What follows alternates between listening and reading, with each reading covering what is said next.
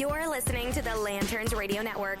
We are the network dedicated to empowering the individual, illuminating the truth, defending American exceptionalism, and inspiring future generations.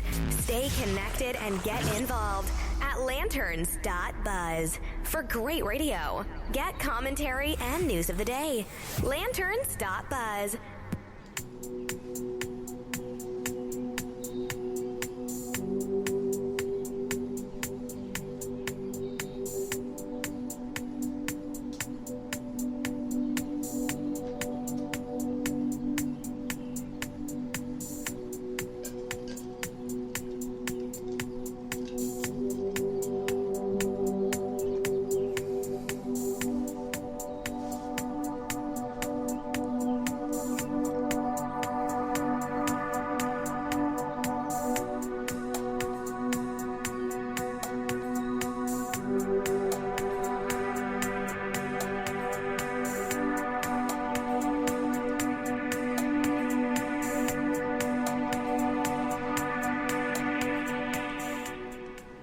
Good evening. It is another Thursday evening, and you know what that means. It's time for Michael Murphy and the Voice of Reason. And I'm glad you're here. I'm glad you're taking time to download this or just listen in as you're doing some other things. I certainly appreciate the fact that you want to listen to what I have to say. I have a lot on my mind today. Number one, it is an absolutely gorgeous day back here in central Kansas. And I'm back out on the screen porch, so welcome back to the occasional rooster crow, guinea cackle, donkey bray, whatever you happen to hear. And I've had a number of people tell me they kind of like that. So, and I do too. I like sitting out here. It's a little more comfortable than sitting in my office. And so we're gonna, as long as the weather's decent, we're gonna be out here. This being summertime, I don't expect to be out here very much for the next couple of 3 months, but we'll see how it goes. There is a lot on my mind. I don't know if you've paid attention to me on Facebook or not. I started here a few weeks ago doing some little short videos. I try to do a couple a week. I try to keep it short. People's attention span is short, so I try to keep them about 1.5 minutes to 2 minutes. Try to make a little point. I enjoy doing that, and I hope that you'll take a look at those and just kind of get a little glimpse of some stuff little tidbits that I have to say. And this deal here on the radio is just a broad. I have a lot more time. I have an hour, nearly an hour, to talk about things, so I get a lot more depth. But if you want to get a quick little snapshot of what I'm thinking about on a particular day, you can check that out on Facebook, and also have a Facebook page, The Voice of Reason, and you can look that up and like that. I'd appreciate that. I've been thinking a lot about this healthcare debacle, and wrote another article on it earlier this week. I am at my wit's end with the Republican Party and the leadership. I knew when this was passed, I mean deep down inside, I knew when this thing was passed that we would never see the end of it. We have got a Republican leadership. If you'll notice, the Democrats aren't really fighting what the Republicans are putting out because it plays right into their hands. We all know what the Democrats and the socialists want is full-blown, single-payer, socialized medicine. That's what they want. Obamacare was a step to get there. We've got Obama on tape on numerous times, and others as well, saying they knew they could not get there in one step, so they had to take a couple of, this was at least one step in that direction. And you have to understand that once things get in there, they just do not tend to go away ever. And the Republicans ran time and again ever since this thing was passed. What was it, in 2009 or 2010? Ever since it was passed, the Republicans have done what? They've run on repeal, repeal, repeal, repeal. Now, when it gets all of a sudden they get in power, what do they start saying? Repeal and replace. Now, we've got a constitution, and I understand things have gone through the Supreme Court. I have a tendency to not tout rulings by the Supreme Court because I think they get it wrong most of the time. Most of the time, I think they take cases they have no business taking. And so if they get it wrong a lot, when they get it right once in a while, it's no big celebration, okay? So my thing here is that we've got a real problem with this healthcare situation. And when I say healthcare, I understand that there's a difference between healthcare and health insurance, okay? But it's all sort of being lumped in together. I wrote an article. I wrote it originally several months ago. I wrote the basis of this article, and I've gone in and did another and kind of updated it and brought some new stuff in. Well, there goes a jet right by my house, which is unusual, kind of low. Anyway, I wrote an article that was published this week in lanterns.buzz. I hope you'll go to lanterns.buzz. There's lots of good articles there, as well as there are other broadcasters who have some good shows there, and I hope you'll take the time to go to lanterns.buzz and check that out. But I wrote one called "Using a Band-Aid to Treat Cancer," and I know I talked about it last week about the fact that I posted a meme that showed a broken window with a Band-Aid across it, and it likened that to the what the Republicans are trying to do to fix Obamacare. You've got a system that's had a brick thrown through it, and they're coming along and trying to put a Band-Aid on it and say, "Oh, look, we fixed it! Yay!" Well, we've got to understand the history of how we got in this situation. You can't fix it if you don't go back to the root cause, and you well know that I like to go back and look at the root cause. And I'm gonna kind of go through this article. I do want you to take the time to go back and read it, but I'm going to go through this article. I'm going to take some time here because I think it's important that we understand some things, what our government has done, and how we've ended up where we are. I mentioned in the first paragraph, I say I've written about this before. However, it seems no one ever catches on. As a retired airline captain, I'm used to looking at accident reports and the root cause of an incident. Most of the time, the cause is not glaringly obvious and is not one big thing, but a combination of smaller things that snowball into an insurmountable problem. And breaking away from the article here just for a second, that's the way most things are. It's not just airline accidents. Car accidents, you tripping and falling down the stairs, whatever it is. It's generally several things that come together into one event that leads to the problem. Obamacare did not happen overnight, and while our healthcare system and system of insurance, everything like that, was likely better than anywhere else in the world before Obamacare, it was not as good as it could have been. And the Obamacare was the socialist fix to the problems that had been caused by socialists before. And you have to understand that, and I'm going to talk about this more a little bit later, government cannot fix anything. Understand that. Government is incapable of fixing anything. Okay? Back to the article. Healthcare is a disaster, and no one is looking at the root causes of the problem. So once again, it will not be fixed. It is akin to fixing a broken window with a Band-Aid. I recently did a short video about this, and you can watch it here. And there's a link there to the video that I did. And the video is about 1.5 minutes long. And I talk about some of the things in the video that I talk about here. But I'd like you to go ahead and take a gander at the video. It's kind of fun. I have kind of a good time doing that.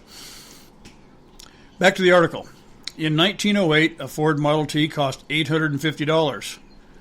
In 1925, it cost $300. Why did the price come down? Well, competition forced Ford to streamline the production process, and the market forces brought the cost to less than half. By the way, that $300 in 1925 is the same as about $4,200 today.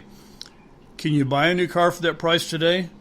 Well, of course not, but then today's cars offer much more. And once again, breaking away from the article, we have to understand that medicine's the same way. In 1925, we had, I didn't go back and look it up, but we had maybe penicillin and a few basic things like that. We didn't have all the stuff. We didn't have CAT scans. We didn't have a lot of the stuff in the treatments and everything we've got today. So there is a lot more, and so therefore it's going to cost more. If you want to go back to 1925 medicine, well, it would be a lot cheaper, just like cars would be as well. Back to the article. Technology and advancements make things cheaper, and we see that in many things. What did a flat screen TV come when they first came out? I remember they were about $10,000. Now they're better, and they cost about $500. What adds cost is government regulations. After new and stricter regulations were put in place in 2007, yes, under a Republican president, the relative price trend has increased the cost of a new car by over $6,200. The Heritage Foundation recently released a research paper comparing the recent price trends to the predicted trends. It shows that without the federal standards enacted, cars would be between $3,975 and $7,140, that's dollars, $7,140 cheaper today. These changes were ostensibly enacted to slow global warming. Isn't that nice?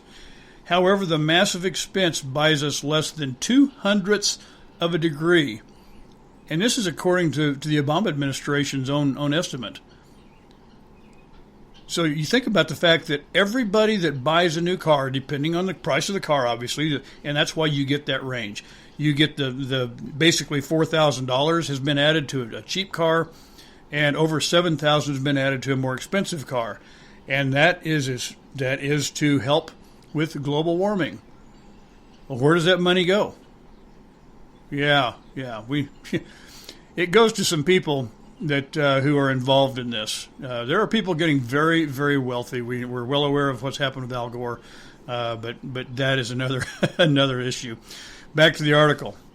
So what does this have to do with health care? Well, the common denominator here is the government. I searched in vain for what the cost of a visit to the doctor's office was in 1925. I looked and I looked. I could not. I looked on several times. I did lots of Google searches in different ways. I never came up. So if you happen to get something and want to send me a message and you know what a doctor's office visit costs in 1925, I'd like to know that. Anyway, we well know that the healthcare has taken leaps and bounds forward just as automobiles have. There's no comparison between what we had then versus today. I read a report from 2011 that said an office visit costs $100, and that visit required 8 people and 45 minutes of work to make that 10 minutes with the doctor happen.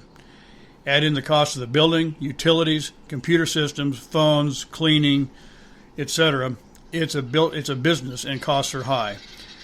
The highest expense in that equation is the 8 people, their salaries and benefits. The reason they are the greatest expense is insurance and government regulations. I believe the biggest problem with healthcare today is the federal progressive income tax. This is tied to the progressive wealth redistribution and social engineering for equal outcomes. Obamacare was not the goal, but a stepping stone to their ultimate goal, full-blown socialized single-payer medical care. Historically, insurance has been available to the public for well over 100 years, and they were largely accident policies, but in time they offered plans covering sickness. This was largely a personal choice until unions began to add insurance to employee packages that they demanded from employers. There was a direct shift from employer-provided health care during World War II as a direct result to wage and price controls imposed by the federal government. More unintended consequences. The increased demand for goods and a shortage for workers made the labor market tight during the war. Federal law prevented manufacturers from raising wages to attract workers. Here we go. There's more federal intervention. Okay. However, the War Labor Board ruled that fringe benefits were exempt from these controls. Thus, health insurance, sick leave, and such were used to attract workers. So breaking away from the article again, so here we have another deal where federal government is taking things and they're manipulating people. They're getting a result that they want. Okay? Back to the article. Under President Truman, there was an effort by organized labor to push for public health insurance, a national yet optional system that would be open to all Americans. The insured under this program would pay a monthly fee which would cover all the cost of medical expenses during the time of need. The government would pay the expenses to any doctor who chose to join the program, plus a cash benefit to the worker for time off work. The public liked it, but the Chamber of Commerce and American Hospital Association strongly opposed it.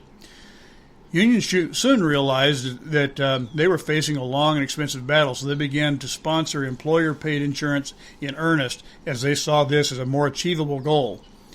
Corporations and public sector employees soon followed suit, with the government ruling that insurance and other benefits would be untaxed income. The stage was set for explosion in the ranks of the insured. Between 1940 and 1960, the number of insured Americans grew from 20.6 million to 142.3 million. And by 1958, 75% of Americans were covered by some sort of health insurance. That is a tremendous increase. I can't imagine if you had any kind of a business, what a business would do if it increased that much, and the insurance business grew like that. It's unbelievable. Not giving the employee a raise by giving them better, now giving an employee a raise by giving them better, more inclusive insurance led to a couple of issues that made healthcare more expensive than it should be. If it costs nothing to go to the doctor, or very little with a very low deductible, then people will go to the doctor rather than deal with it themselves, as we had for centuries before. And I'm talking about routine colds and flu and minor scrapes and bruises. This natural consequence is why Obamacare has such high deductibles. It's an effort to keep people from going to the doctor unless absolutely necessary. Insurance that covers everything is great. I have that now in relation to my job with United Airlines. Once again, that's a union deal. And of course, that's being paid by the company in large measure. So, I mean, it's the company's paying it. Whether they give me the money or whether they give it to insurance company, it doesn't really matter. It's costing them anyway. I've also had in the past, I've had no insurance. I mean, this is with a family. We've had no insurance, and we've also had major medical only insurance, and that was all by choice. I still use my health insurance as if I had none. I rarely go to the doctor, but I understand that I'm not average. Just consider as a comparison, if cars and gasoline were free, or you only had to pay a nominal fee, would that change your choice in cars? Would that change your driving habits? We have what we have, and to think we can get away from the income tax is likely a pipe dream, one I often have. I just think we need to understand that we're not dealing with a single issue, and if there were no income tax, businesses would not have to write off benefits and salary. An employee making $10 an hour actually costs the employer $17 an hour. Without the income tax, Social Security, Medicare tax, and other benefits, you would have that money to do as you see fit. And if you wanted to put it away for insurance or you wanted to do whatever you want with it, it would be your money, because that's what it costs the employer to hire you. Original Republicans argued over clean repeal versus Obamacare light. Now it's always some variation of Obamacare light. Senator Mike Lee has suggested making the new Senate plan optional so that states can opt out and do what's best for its citizens. Imagine if we had 50 laboratories for a solution. That would be, well, not only amazing, but exactly what the founders envisioned. I have little faith that we'll ever see a free market solution. We're going to take a break before I start talking about some of that. And hang on, and we'll be back in a moment.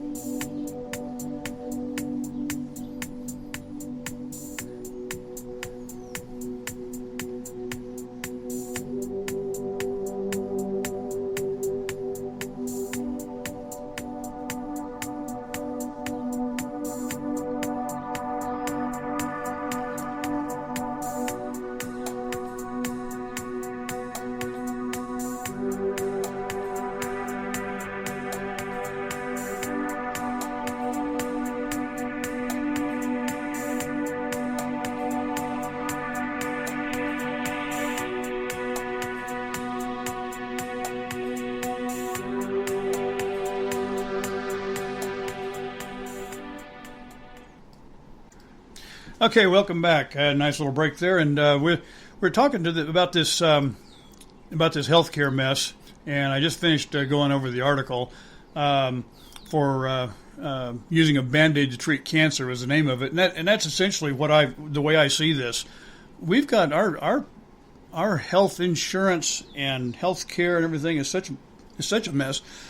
I was listening. I remember back when this Obamacare stuff and everything got started, there was a lady who's an orthopedic doctor, I believe, in Iowa, and her father was an orthopedic doctor.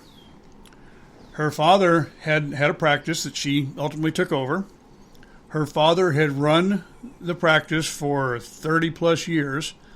He had his office, he had a receptionist, and he had a nurse.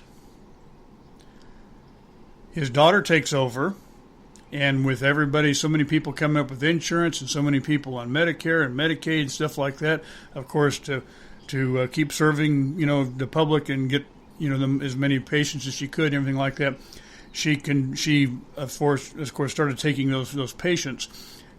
And of course, to take those patients, she had to hire more people.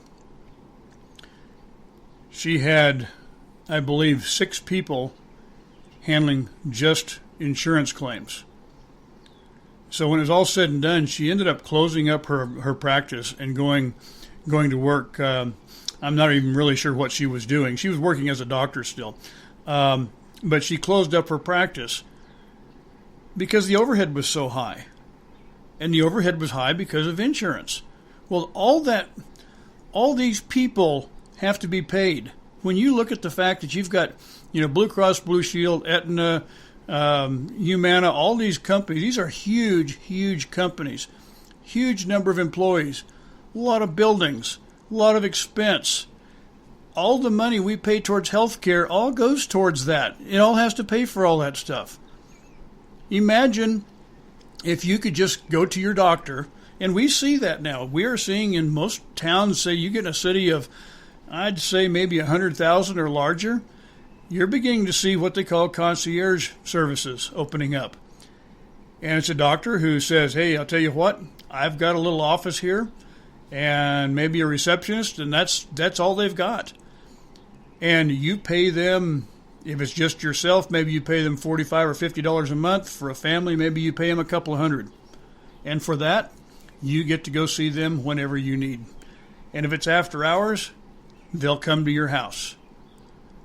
And obviously that doesn't cover anything, so if you have to go to the hospital or whatever like that. But when so many people are paying $1,500 a month for their insurance, and then they have a $6,000 or $7,000 deductible, and then there's like 2 people that have to meet that deductible, so that you're out, half of your annual salary before you even get a check for anything covered by the insurance company. That looks pretty good. I've got personal experience here. When we had I married a woman who'd been widowed and had 2 children, and so the third child that came along was the first one I had to pay for from the word go. Okay, when we decided to have another child, and when we found out that she was pregnant, we went to the doctor, and I said, "What's it going to cost to get this child on the ground?" And between the doctor and the hospital at the time, it was going to be, I think, $850 if memory serves correctly. Now, I know that sounds insane, but that was also over 30 years ago. So I started making payments. Of course, she was, 2.5 months along before, when we knew she was pregnant. So I started making payments. We also had a major medical policy so that in case something big happened, we were covered. And that was a fairly nominal fee. I can't begin to tell you how much it was at the time. Seems like it was around $60 or $70 a month, something like that. I can't remember. So we paid that policy, and then once again I prepaid the birth of the child for the doctor in the hospital. Well, he had a little complication, and he had to stay in the hospital, I think, for 3 days beyond when they normally would have let him out. Well, that major medical policy kicked in, and it covered it. So I paid for the delivery, I paid for the hospital and all that, and then they paid for the extra when he had a complication. And it worked out very well. It was my choice. Had I not, had that policy, then of course I would have had to pay. But that was my choice. We looked at it and we determined what we thought was best. And that's something I think that we just do not do in this country anymore. We don't sit back and think, plan ahead. We just sort of go through each day and react to everything that happens around us. Well, that's an insane way to go through your life. And whether you're talking healthcare or whatever, it doesn't really matter. You've got to make some determinations. You've got to make some plans, and you've got to be personally responsible for some things. And it's an interesting thing the way to look at the way people talk about things. I posted on. We had a my senator on Facebook, one of my senators, on Facebook, Pat Roberts, posted something about the health care deal. And of course, he's what we would call a rhino, certainly. And I did not vote for him, and I don't really, I really don't care for him as a senator, but he's what we've got. And he's in favor of this Senate legislation. And I looked at he made a post on his Facebook page. And I thought it was interesting. There were a handful of people, as you go down through there are hundreds and maybe even a few thousand comments and responses on that post. And I didn't look at all of them, but I saw a number of them. And when I say a number, I'm talking maybe 5%, something like that, talked about, we need to go to single payer. We need to get away from this mess. We need to go single payer. The rest of them were no, full repeal. That's what you ran on. Repeal it. So that was the vast majority of them. I would say 85% were repeal and don't replace. Repeal. Anyway, the comment I made was I just said repeal and let the free market take care of it. And so somebody has to come in. I did look at them. They're not a friend. I did kind of look at their page and saw that they went to school at Harvard, so that kind of makes sense. Their comment follows right here. Free market? Are you talking about the insurance industry? Now, you talking about where the insurance industry can sell junk policies again and claim, and by the way, she misspelled policies, so this Harvard, I'm reading this as it was written, so okay. Junk policies again and claim it is health care and Medicaid. I think we need to stop handing welfare checks to the wealthy and make them pay tax like most Americans, and then come up with the best health care in the world. Now, that doesn't even make any sense. That makes absolutely no sense. I'm just going to go back and look at this. She questions when I said free market. And she says, are you talking about where the industry can sell junk, instead of sell, she says, can sell junk policies, misspelled policies, again and claim it's health care. I don't know where she gets that. I mean, junk policies aren't forced on anybody. Okay? Now, I look at free market. Here's the way I look at free market. 4 insurance companies are out there, and they all sell junk policies. Okay? Quote unquote junk policies. We can all look at that and say, those are junk policies. I'm not buying them. And some people might buy them, but largely if we're smart and are going to be paying attention, we're not going to buy them. So what at least one of these 4 companies comes along and goes, you know what, we're not selling very many policies. Maybe we ought to do something a little different here. And so they clean it up a little bit, and they offer some more stuff and maybe cut the price a little bit and all like that. So they start selling more policies. And the other 3 companies look at that and go, hey, wait a second, we're losing out on some market share here. And that's exactly how it works. I mentioned in the article before, I mentioned TVs. I don't care what you're talking about. Cars, it really doesn't matter. The market will drive companies to give us what we want. And that's it, pure and simple. Then she questions, and Medicaid, I don't even have any idea what she's asking. I didn't mention Medicaid. Medicaid is a part of the socialized medicine, and I think there are other ways to do it, so I'm not for it. Anyway, So she says, I think we need to stop handing welfare checks to the wealthy. I don't know that anybody wealthy is getting welfare checks. Now, probably what she means is they're getting tax breaks or whatever like that. I really don't know. But anyway, they come up with the best health care in the world. Okay, my response was fairly simple. I said, you did not describe a free market. You described a crony arrangement that existed before Obamacare. A free market is what drove the cost of a flat-screen TV from $10,000 to $350. I can choose to buy one with more bells and whistles or not. I can buy auto insurance from dozens of companies, maybe even hundreds. I don't know. If you watch TV, you see them on all the time, from online agencies to those down the street. I can buy homeowners insurance same way, life insurance the same way. I've got a tremendous selection, and you know what? Because I've got so much selection, there are a lot of good opportunities. Okay. Anyway, I can also decide not to buy it. Not so with Obamacare. I get fined if I don't buy it, or if I don't have something. And then I did an aside. I said, by the way, the top 1% of wealthy Americans pay 24% of all tax revenue, and the top 10% pays more than half. It's 53%. The problem is not taxes, it's government interference that drives the cost out of the reach of many people. And I think that's pretty down to earth, but I can guarantee you that she doesn't get it. She doesn't want to get it. And that goes back to something I was talking about here a few weeks ago. I said, you cannot teach people something that they don't want to learn. We're going to take a break here. We're going to pay some bills, and we'll pick it up on the other side.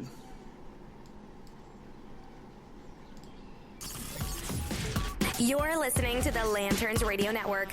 We are the network dedicated to empowering the individual, illuminating the truth, defending American exceptionalism, and inspiring future generations. Stay connected and get involved at lanterns.buzz. For great radio, get commentary and news of the day.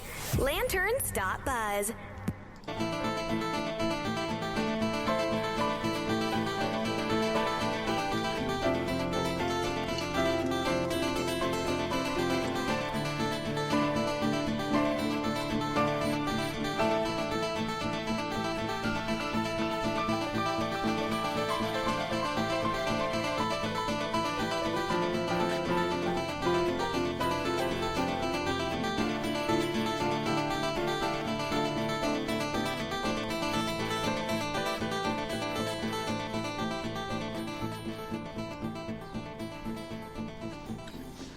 Well, welcome back. Once again, I like to take the time to remind you how much I appreciate the fact that you take a little part of your day to listen to me, and I hope I'm not wasting your time.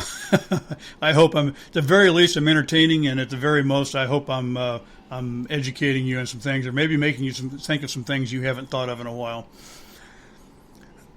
When I look at the government and what they can do, I think of the government as largely inept. And when you see people talk about all these conspiracies, the 9/11 conspiracies, the chemtrails, the whatever you want to come up with, the government, I think, is quite incapable of coming up with something like that. Now, you can have a few people do something that are pretty devious and pretty mean, but it usually comes back to bite them in the end, and it always gets found out. We've had some things, where the government, experimented on people with LSD and did all sorts of things. But you know what? It comes out in the end. And this stuff just doesn't, I'm sorry, the government is not capable of organizing and doing something this devious, as well as keeping it a secret. When I think of some things, a couple of things came to mind. What about peanut butter? Where did peanut butter come from? You ever think about that? Well, in 1895, there's a man named Dr. John Harvey Kellogg.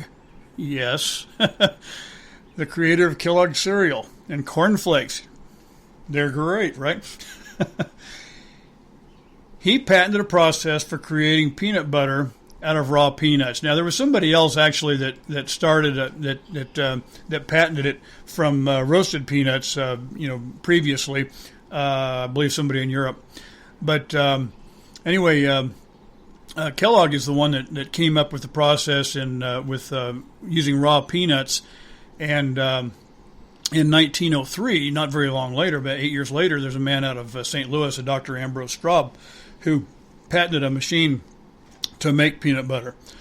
So why was peanut butter invented? You might think, well, okay, that's really cool, and boy, the peanut butter and jelly sandwich lovers of America, thank you for coming up with that. In fact, as a snack earlier today, I had some peanut butter on Ritz crackers. Yeah, that's good. Anyway, Dr. Kellogg was trying to solve a problem. The problem was, of course, back at this time, dental hygiene was not good, and there was a lot of people who did not have teeth or didn't have very good teeth, and they had a hard time getting nutritious food. And certainly they couldn't chew on peanuts, okay? But peanuts are extremely high in protein and a lot of other, amino acids and a lot of other good stuff. He came up with the idea of making something that people that didn't have any teeth could eat. He solved a problem. Okay? Now, he didn't do it as a result of a government program. He wasn't ordered to do it. He was an entrepreneur. And he looked at this and saw a need, and he filled it. And that's what the free market does. The free market looks at a need, whether it's a good or a service, and they fill it. If there's not enough need, there won't be enough demand, and it just won't work out. Okay? So that's the way that works. So we've got something here that everybody just uses and takes for granted. When we're in a real rush, what do? Give the kids a peanut butter and jelly sandwich, or you're going on a trip. It's real easy to throw a peanut butter and jelly sandwich in a bag. You don't have to refrigerate it or anything. It works out really great. Well, that is a result of a man seeing a need, and did he expect to get a return on his investment? Did he expect to make money off of it? Of course he did. And what's wrong with that? Nothing's wrong with that. I want to mention something else to you too, and probably has direct bearing on what I did for a living. Of course, I'm retired now, but as a captain of United Airlines, I got to fly jets around the world and all over the country, and it was a really cool thing. It was a really great way to make a living, but you got to understand that that's really fairly recent. I mean, that's since really since the 50s. Pan Am, had the old flying boats and stuff like that. That was very special. That wasn't the average guy. The average person didn't say, oh, we're going to take a trip to Europe and go to Europe. No, you just didn't do it. Okay?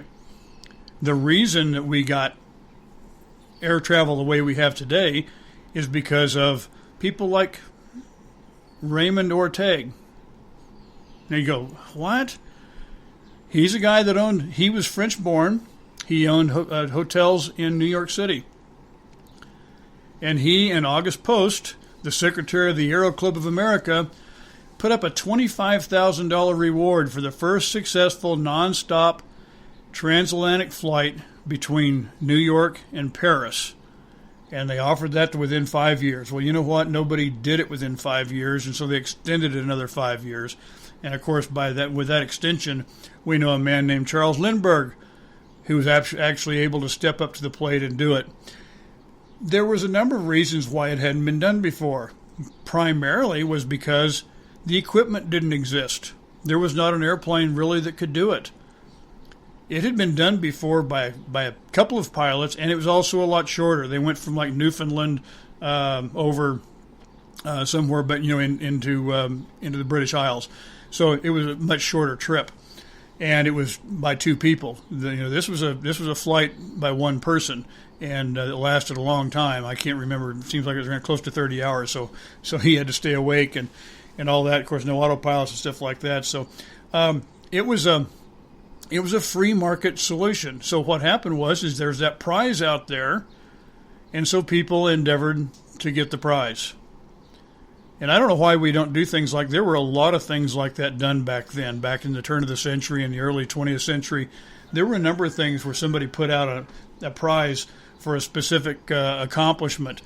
And what happens is you get people who are trying to win that prize become innovative, and they come up with ways to solve the problem. And once again, that's exactly what Dr. Kellogg did. We're seeing we saw that in World War II with the solving the Enigma machine. Germany had a code that they thought was couldn't be broken. Well, the British actually captured an Enigma machine and still couldn't figure it out.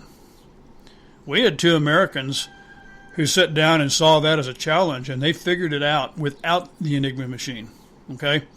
So there's some things like that. When people put their minds to it, they go out and do it. But the government can't make you do it. It's people have to have a desire to do it.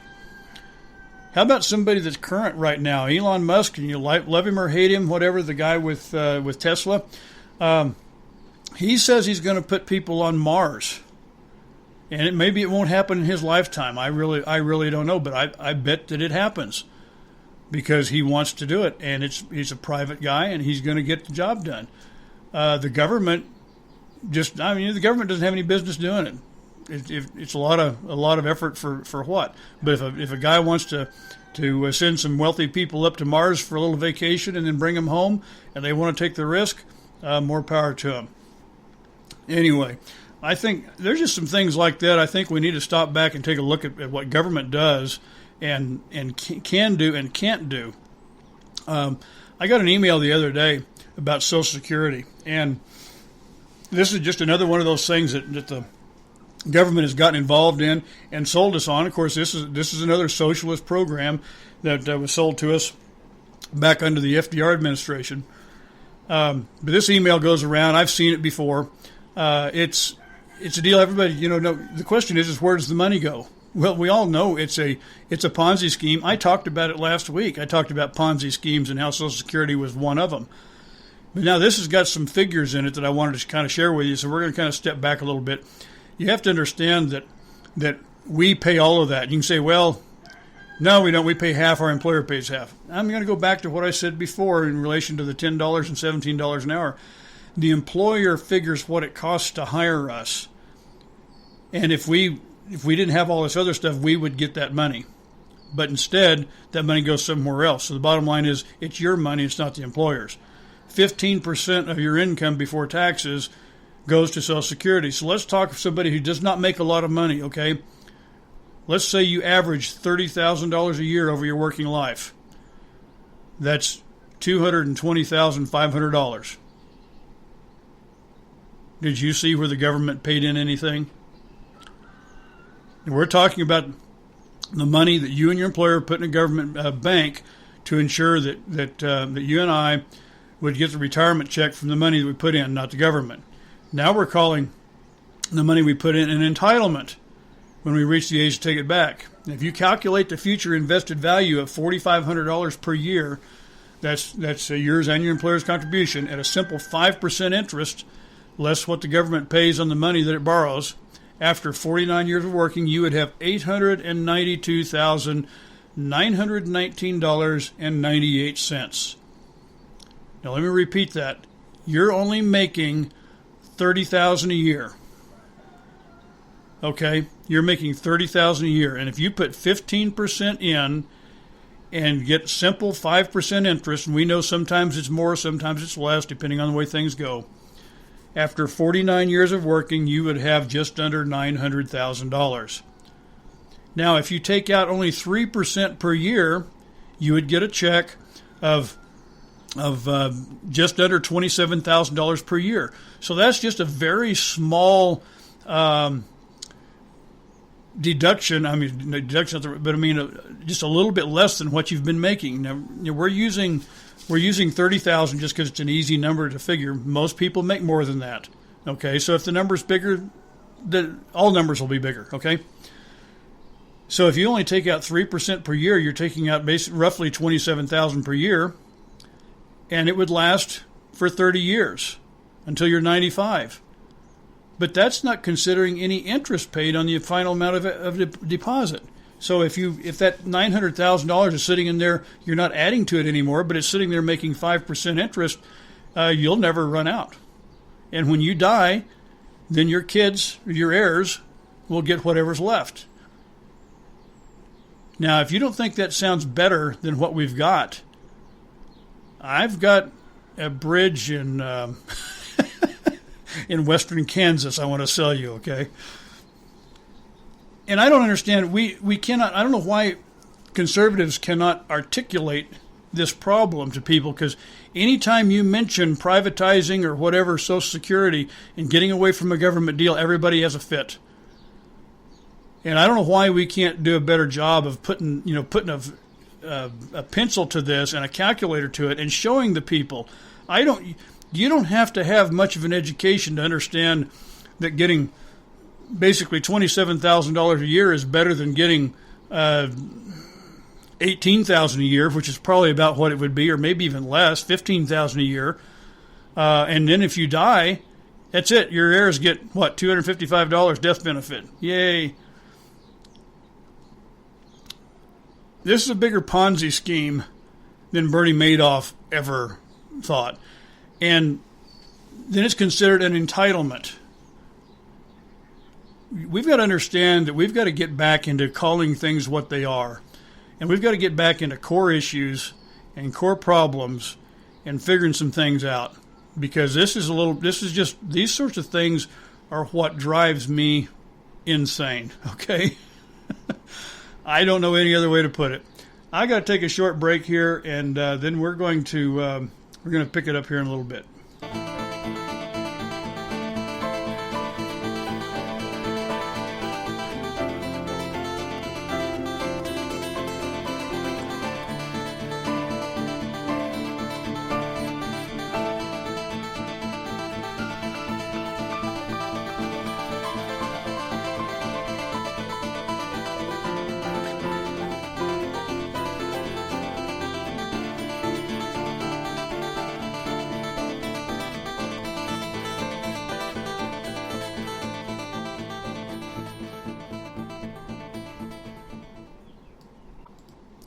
Okay, welcome back. Once again, I appreciate your taking the time to listen to me, and I invite you to go on to Landers.buzz and take a look at my articles and some of the other writers there. I've got some great stuff there. Some other good broadcasters. Check out the podcasts and the live shows, and I think you'll be impressed with what they have to offer. I want to take my remaining time. I've got another little video I want to do. I've kind of got in my mind, but I haven't done it. You have to understand that when I'm trying to put together when I try to do one of these videos, trying to get a point across in a minute and a half is kind of tough, especially for me, for a guy that likes to talk. So what I'm going to spend about the last 12 minutes here talking about is something that I'm going to try to do in about 90 seconds on a video. So here recently, I'm involved with an organization called Founders Keep, and we have a chapter here in South Central Kansas. Founders Keep is an organization that concentrates on education. It is not political. We don't care what your political slant is or where you come from or anything else. The education is in relation to our Constitution, original intent, people's rights, things like that. That's where we go. And so we have just started our chapter. We've only had I think we've had 3 meetings is all we've had. So we're just really getting started. And part of what we're doing with our chapter of Founders Keep is education of ourselves. Now, ultimately, what our plan is to branch out and work into the schools. And we know that the schools are woefully shortchanging our children in relation to teaching the Constitution, the founders, our early American history, and we would like to start some clubs or whatever. I want to get the kids themselves involved so that they're becoming involved in this and leading some of these things. And so that's where I see this going. But we can't if we don't know it ourselves, we can't we can't teach others. And so we're spending some time right now going over, and part of what we're doing right now is Hillsdale's Introduction to the Constitution, and then we're going to look at some other detailed stuff on the Constitution as we go. But one of the videos we watched the other night mentioned natural rights, and the video actually has Dr. Larry Arnn sitting at a table with a bunch of students, and they discuss things, and one of the things they mentioned was natural rights. And I thought it was kind of interesting, the young lady who tried to define it and all, I don't know if she was trying to kind of impress him and go, kind of above and beyond or whatever, but we all kind of felt like maybe the definition was a little bit lacking. And so somebody asked me, said, well, how would you define it? And I hadn't really given it a lot of thought as far as my, giving them an answer. And I thought for a second, well, let's say I found myself the only person on the face of the earth right now. I'm just out here wandering around. There's no buildings. There's no nothing. I'm alone. I have just been dropped onto the planet Earth, and I am the only human being here. What rights do I have? And somebody said, well, all of them. I said, exactly. I'd have the right to do anything. Paul Harvey is close to my heart. And Paul always talked about how with increased liberty comes increased responsibility. If I'm on this earth all by myself, my responsibilities are fairly limited. Obviously, I wouldn't want to find a flint and a steel and start a fire and burn the prairie down. That wouldn't serve me any purpose. So I have to be careful. I wouldn't want to start my campfire to keep warm at night and then let it get out of hand and burn the forest down. That would not be responsible. That would be destroying my food source, my source of shelter, all sorts of stuff. So I would have to, exercise some care. So the idea that because you have natural rights that you have no responsibility is absurd. Our founders never believed that and never taught it. So we have to understand that's a very vital part of our natural rights. They understood that, and in the Constitution, if you'll read the Constitution, it does zero to restrict people's rights. People's rights are restricted within themselves. We restrain ourselves. The Constitution restricts only government. And we have a personal responsibility. I know my grandmother and my parents always taught me things like your rights end where another person's nose begins. And so I viewed it kind of along the lines, let's say if I'm a smoker, I've got a right to smoke. I can smoke if I want to. But if I'm sitting next to somebody, I don't know that I have a right to blow my smoke in their face. Okay? No more than if I was sitting here eating my supper and somebody was sitting there next to me and I didn't like what they had to say or the way they looked and I just threw my drink in their face. I don't have a right to do that either. I have a responsibility to restrain myself. Okay? So those are some simple things, and I know I've talked about in the past, and I wrote an article about Ben Franklin and his list of virtues. We do well to go back, and this gets to the core of my feelings of the way things are and what's wrong with our country. Is we've become very selfish, we've become very irresponsible, and we're going to have to get a handle on this, and we're going to have to rein things in. Free market works really well, but it also requires responsibility. The free market allows a man to go out and build widgets, but it does not allow him to dump pollution into the river. And that's not a matter of it being against the law. That's a matter of it being against personal responsibility. And, of course, that's where government comes in, because exactly our Constitution says what?